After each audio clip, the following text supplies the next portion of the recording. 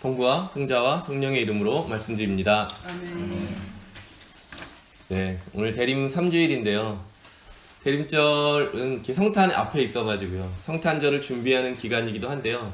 동시에 또 하나의 의미가 바로 다시 오실 주님. 우리가 주님이 다시 오심을 이렇게 기다리고 있잖아요. 그래서 우리가 신앙의 신비를 선포할 때도 주님은 다시 오십니다. 이 고백이 굉장히 우리 신앙에서 중요한 부분인데요.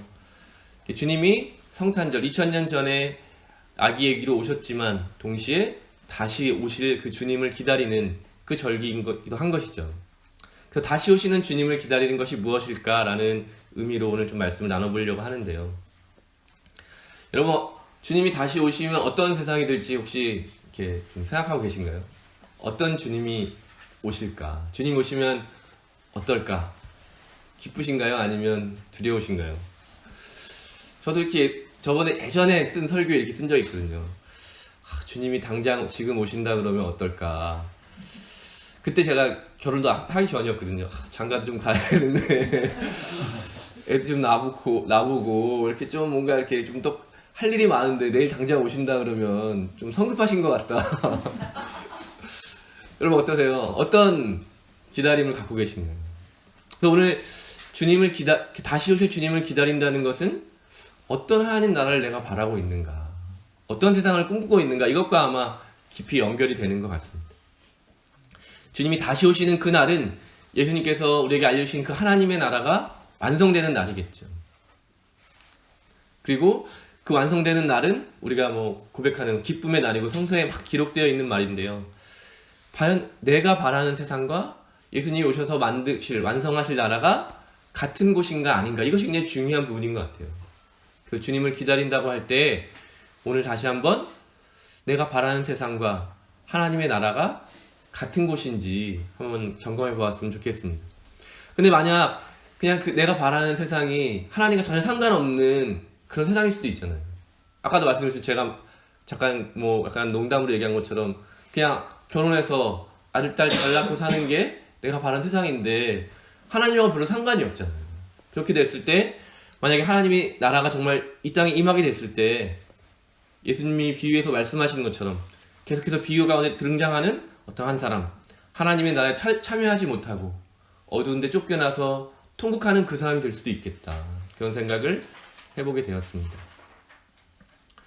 오늘 성경에서도 유대 종교 지도자들은 끊임없이 세례 요한의 정체를 이렇게 묻잖아요. 당신은 누구십니까? 근데 그것을 좀 묵상하면서 그런 모습을 봤어요.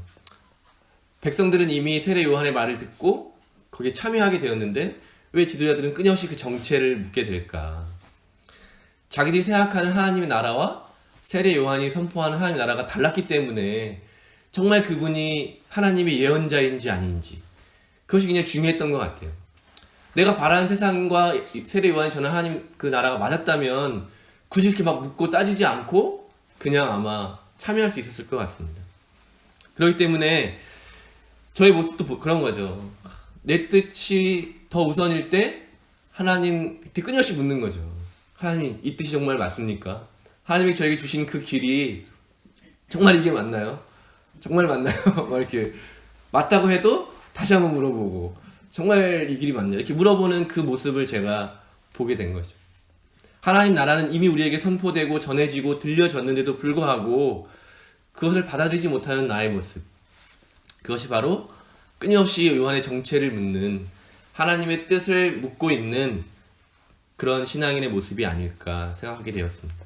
그러면서 보니까 이미 그 말씀을 받아들인 사람들은 하나님 나라를 차지하고 있는데 그 하나님 나라를 받아들이지 못한 사람들은 여전히 그 자신의 삶의 자리에 머물러 있는 모습을 보게 되었습니다.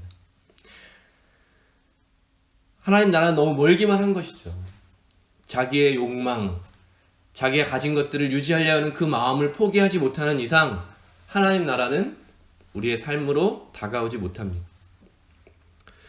그렇기 때문에 진정한 기다림은 이런 나의 잘못과 변화되어야 할 모습들을 수용하는 그 마음에서부터 시작되는데요. 그것이 시작되지 않는다면 기다림은 계속될 수밖에 없지 않을까, 그런 것을 깨닫게 되었습니다.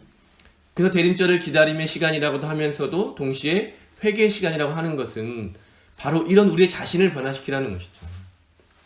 하나님의 뜻을 변화시켜서 내 삶에 내 바람에 맞추는 것이 아니라 바로 하나님을 진정으로 경험하면서 우리를 변화시키는 변화의 계절, 회개의 계절, 또 기다림의 계절이 바로 이 대림절인 것입니다.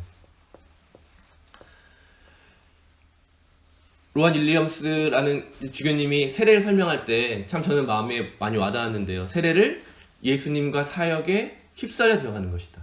함께 서는 것이다. 예수님과 함께 서는 것이다. 이렇게 물에 잠긴다는 것을 이렇게 휩쓸려 간다라고 하는 의미로 설명하면서, 그렇기 때문에 우리가 주님을 기다린다는 것이 바로 이러한 세례의 고백을 계속해서 지켜나가는 것이죠. 예수님과 함께 서겠다. 예수님과 하나의 그 삶을 살아가겠다라고 하는 것, 예수님의 사역에 동참하겠다라고 하는 그 고백을 끊임없이 우리가 지켜나가는 것이 바로 기다림이 아닐까 생각해 보게 되었습니다. 그런 것 중에 사도 바울의 고백도 같은 의미겠죠. 갈라디아서 2장 20절 너무 잘 아시는 말씀이죠. 이제는 내가 사는 것이 아니라 그리스도가 내 안에서 사시는 것입니다. 예수 그리스도로 살아가는 것이 바로 주님을 기다리는 삶입니다. 주님이 이 땅에서 시작하신 그 일을 계속해서 이어나가는 삶이 주님을 기다리는 삶입니다. 또한 기도를 설명하면서 이렇게 얘기했는데요. 기도는 우리 안에 하나님께서 일하시는 것이다. 우리가 하나님을 우리 안에 중심으로 살아가게 되면서 예수님을 통해서 우리에게 전해진 인간됨, 그리스도적 인간으로 완성되어 가는 것이다라고 기도를 설명해 주고 계시거든요. 그러니까 대림절은 바로 이런 기도의 삶을 살아가는 것이죠. 점점 우리 안에 예수 그리스도를 닮아가는 삶, 우리 안에 예수를 발견하게 되는 것, 우리에게 주어진 그 복음을 조금 실천해 나가는 것, 이러한 삶의 변화와 변화된 삶을 계속해서 살아가는 것을 성경에서는 성령께서 우리에게 하시는 일이다 이렇게 고백하고 있는 것이죠. 우리가 함께 모이는 이 교회는 바로 이처럼 성령을 체험하고 또한 성령을 드러내는 각 한 사람 한 사람들의 삶이 서로 연결되어서 그리스도의 몸을 이루어 나가고 또 그것이 점점 자라나는 것, 그것을 교회라고 하는 것이죠. 교회는 바로 다시 오실 주님을 맞이하는 길이 되고 그 길 가운데로 사람들을 초대합니다. 오늘 우리 삶 가운데 다시 한번 세례 요한이 했던 것처럼 우리 역시 주님이 오실 그 길을 맞이하는 바로 그 길이 되었으면 좋겠습니다. 주님이 다시 오시는 그 길이 되고 주님이 다시 오시는 그 길을 예비하고 그 길 가운데로 사람들을 초청해서 모두가 함께 기쁨을 누릴 수 있는 그 일들이 우리의 삶 가운데서 일어나게 되기를 바랍니다. 무엇보다 우리 대림절 가운데 우리의 삶을 먼저 깊이 성찰할 수 있기를 바랍니다. 우리 안에 전해진 그 복음을, 우리 안에 역사하고 계신 그 성령 하나님을, 또 이미 우리에게 창조와 우리를 유지하게 하시는 그 하나님의 깊은 사랑을 경험하게 되기를 바랍니다.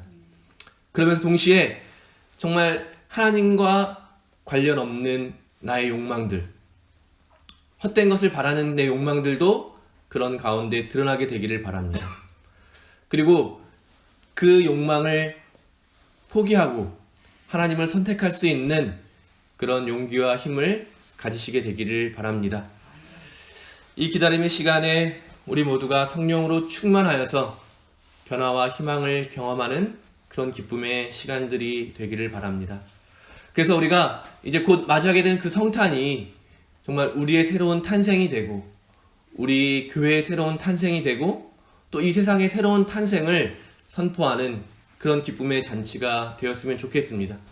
그것이 그냥 우리만의 잔치가 되지 않고, 그 기쁨은 우리만 필요한 것이 아니기 때문에 아직 복음을 알지 못하는 많은 사람들, 아직 그 기쁨을 찾지 못한 사람들에게 이 기쁜 소식을 전하고 그 날에 함께 모여서 이 정말 우리에게 주신 하나님의 놀라운 사랑과 축복을 함께 기뻐할 수 있는 그런 잔치가 성탄절이 되었으면 좋겠습니다.